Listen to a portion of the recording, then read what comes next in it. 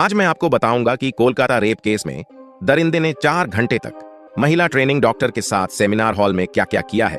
आखिर उस रात कैसे हुई थी बर्बरता। वारदात के 10 दिन बाद अब सब कुछ साफ हो चुका है। दरिंदगी की पूरी कहानी अब साफ हो चुकी है। किस तरह महिला के कपड़े फाड़े गए, उन्हें चोट पहुंचाया गया, फिर उनके प्राइवेट पार्ट्स पर गहरा घाव दिया गया।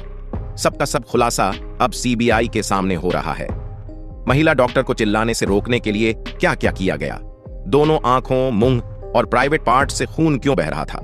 दरिंदे संजय राय को लेकर ऐसे ऐसे खुलासे हो रहे हैं जिसे सुनकर सीबीआई और सुप्रीम कोर्ट के होश उड़ गए हैं। आज सब कुछ आपके सामने स्टेप बाय स्टेप बताने जा रहा हूं कि आखिर उस अस्पताल में ट्रेनी महिला के साथ कितने देर तक क्या क्या हुआ और इसमें कितने लोग शामिल थे।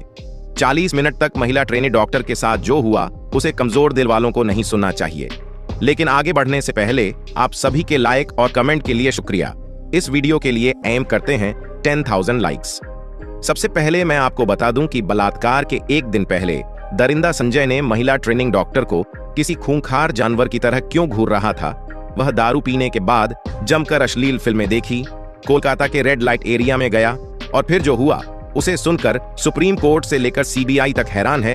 इसके बारे में हम आगे चर्चा करेंगे, लेकिन सबसे पहले यह जान लीजिए कि आखिर सेमिनार हॉल में दरिंदे ने उस महिला के साथ क्या क्या किया।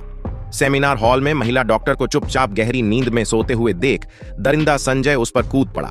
वह गंभीर नशे में था और महिला के साथ जबरदस्ती करने लगा। हाल ही में उसने कई अश्लील फिल्में देखी थीं, जिसके कारण उसका हवस चरम सीमा पार कर रहा था। लेकिन जैसे ही महिला डॉक्टर की आंखें खुली, उन्होंने खुद को बचाने की पूरी कोशिश की। लेकिन माना जा रहा है कि उस वक्त सेमिनार हॉल में कोई दूसरा नहीं था जो उस महिला की रक्षा कर सके। लेकिन महिला ने खुद की रक्षा के लिए और किसी और को पास बुलाने के लिए मदद के लिए जोर जोर से चिल्लाने लगी। महिला की तेज आवाज सुनकर संजय और भी ज्यादा आक्रामक हो गया। उन्हें चिल्लाने से रोकने के लिए संजय ने उनका नाक, मुंह और गले को लगातार दबाया। गला घोंटने से थायराइड कार्टिलेज टूट गया, लेकिन महिला ने फिर भी हार नहीं मानी। उन्होंने पूरी ताकत से अपनी आवाज को तेज किया, लेकिन इसके बाद संजय ने उनके सिर को दीवार से सटा दिया गया जिससे वे चिल्ला न सके। और फिर दरिंदे ने महिला पर तेज प्रहार करने शुरू कर दिए, जिसके कारण पेट, होंठ, उंगलियों और बाएं पैर पर गंभीर चोटें पाई गईं। अकेले और एकांत सेमिनार के अंदर उस महिला के ऊपर शराब के नशे में संजय किसी खूंखार जानवर की तरह पेश आ रहा था। वह बार बार उसके ऊपर झपट्टा मार रहा था। महिला खुद को बचाने के लिए पूरी कोशिश कर रही थी। वे अंतिम सांस तक अपनी आबरू को बचाने के लिए जंग लड़ रही थी। महिला पर पूरी तरह काबू पाने के लिए संजय ने उनके चेहरे पर एक बेहद तेज घूंसा मारा। उसने इतनी जोर से हमला किया कि चश्मे के शीशे के टुकड़े आंखों में घुस गए। दोनों आंखों, मुंह और प्राइवेट पार्ट्स से खून बह रहा था।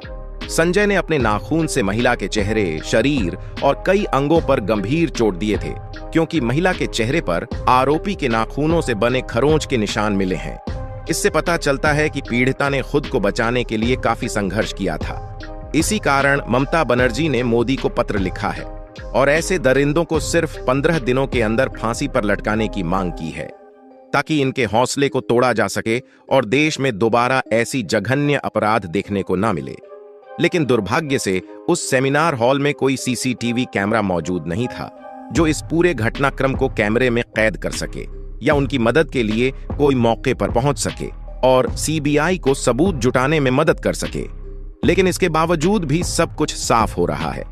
ट्रेनी महिला डॉक्टर के साथ हुई दरिंदगी के मामले में पकड़े गए civic police volunteer Sanjay Rai के साइको टेस्ट के नतीजे बेहद डरावने हैं। सीबीआई ने उसकी मनोस्थिति की जांच कराई, जिससे पता चला कि संजय राय अंदर से बहुत ही खतरनाक और यौन विकृत इंसान है, जबकि देखने में वह साधारण लगता है। इस केस में ममता बनर्जी और उनकी टीम की भी लापरवाही सामने आ रही है, क्योंकि वारदात के ठीक बाद वहां रिकंस्ट्रक्शन काम क्यों करवाए गए, इससे काफी संदेह पैदा होते हैं। महिला पर काबू पाने के लिए संजय ने उनके साथ जमकर मारपीट की। वह पहले भी कई महिलाओं से खूनी मारपीट कर चुका था। आखिर ममता बनर्जी की पुलिस ऐसे दरिंदों के दिलों में भय पैदा करने के लिए कोई कड़ा कदम क्यों नहीं उठा रही।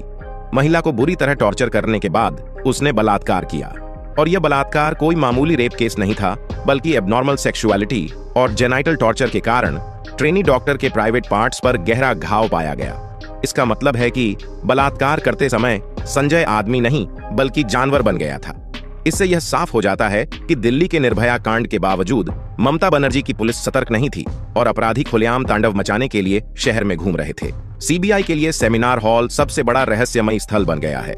सीबीआई अलग अलग टीमें इस सेमिनार हॉल से सबूत इकट्ठा करने के लिए 10 से अधिक बार यहां का दौरा कर चुकी हैं। सेमिनार हॉल में घटना घटने के बावजूद वहां पर मरम्मत का कार्य करवाया गया, जिसमें कई अहम सबूत मिट जाने की आशंका जताई जा रही है। सीबीआई टीम की जांच बार बार सेमिनार हॉल पर अटक रही है। सीबीआई के पास अपराध स्थल पर उसकी मौजूदगी के पुख्ता सबूत हैं, लेकिन अब भी वे डीएनए टेस्ट के नतीजों का इंतजार कर रहे हैं। लेकिन अब जान लीजिए कि बलात्कार करने का ठीक पहले संजय ने कैसे तैयारी की थी। आरोपी संजय रॉय पर शिकंजा कसता जा रहा है। इस बात की पूरी उम्मीद की जा रही है कि उसे फांसी की सजा दी जाएगी। सीसीटीवी फुटेज, उसके अपराध के कबूलनामे और फोरेंसिक सबूतों से पता चला है कि अपराध से एक दिन पहले वह 31 साल की पीड़िता लेडी डॉक्टर के आसपास मौजूद था।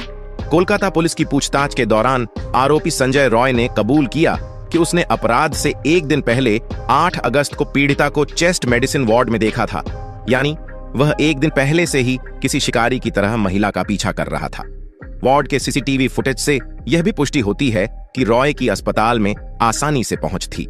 वारदात के एक दिन पहले संजय रॉय 8 अगस्त को जिस सुबह करीब 11 बजे वार्ड में था, उसी समय महिला और उनके साथ 4 अन्य जूनियर डॉक्टर वार्ड में मौजूद थे।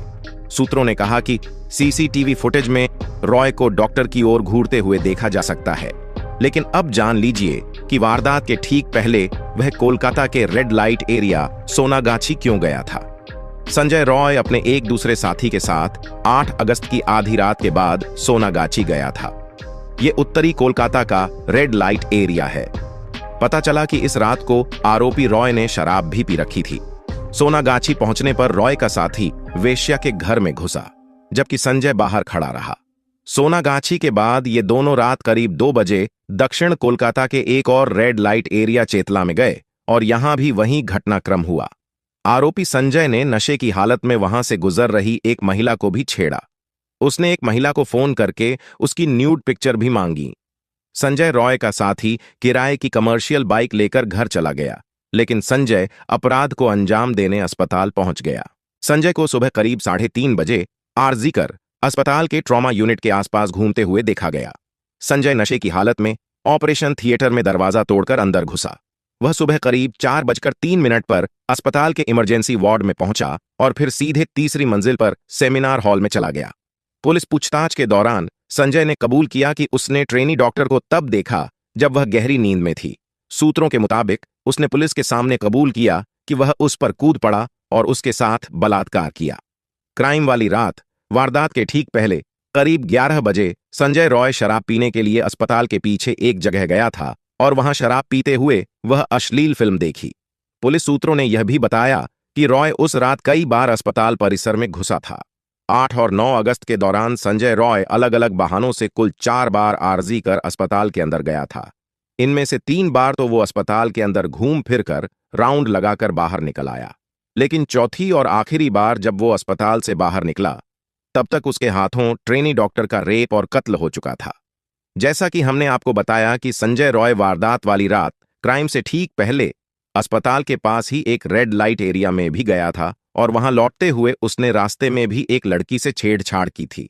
यहां तक कि रेप और कत्ल की वारदात के बाद भी उसने एक महिला को फोन किया और उसके साथ भी उसका व्यवहार एक परवर्ट यानी सिरफिरे की तरह ही रहा।